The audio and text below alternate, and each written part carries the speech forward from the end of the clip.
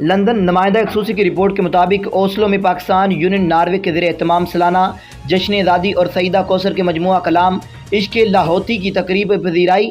Pakistan union Norway کے زیر اہتمام جشن آزادی اور سعیدہ کوثر کے مجموعہ کلام عشق لاہوتی کی تقریب پذیرائی 17 اگست کو منعقد ہوئی۔ تقریب کے پہلے حصہ میں 75ویں یوم آزادی کے حوالے سے شاندار تقریب کا انعقاد کیا گیا۔ پہلے کی صدارت کے فرائض Chaudhry Qamar Iqbal chairman Pakistan union Norway نے سر انجام دیے۔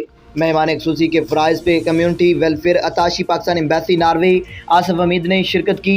مہمان اعزازی کے طور پر صدارتی ایوارڈ یافتہ شاعر جمشید مسرور اور لندن سے تشریف لائی معروف شاعرہ سعیدہ کوثر اسٹیج پر براجمان ہوئیں۔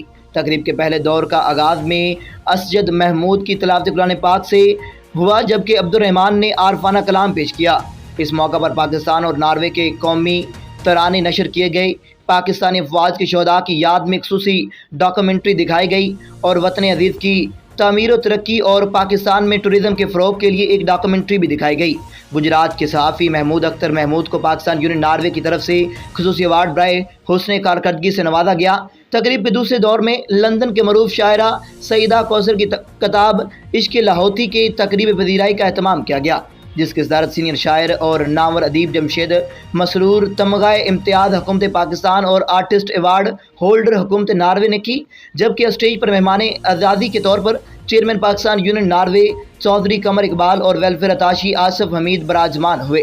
لندن کی معروف شاعرہ مہمان خصوصی سعیدہ کوثر کی شاعری کی کتاب عشق لاہوتی پر ناروے میں مقیم شعرائے کرام ڈاکٹر سید ندیم ادریس محمد لاہوری اور پاکستان سے یاور عمران رشید، شاعرہ مینا جی اور عالمی و نگرگو شاعر جمشید مسرور نے اپنے خیالات کا اظہار کیا۔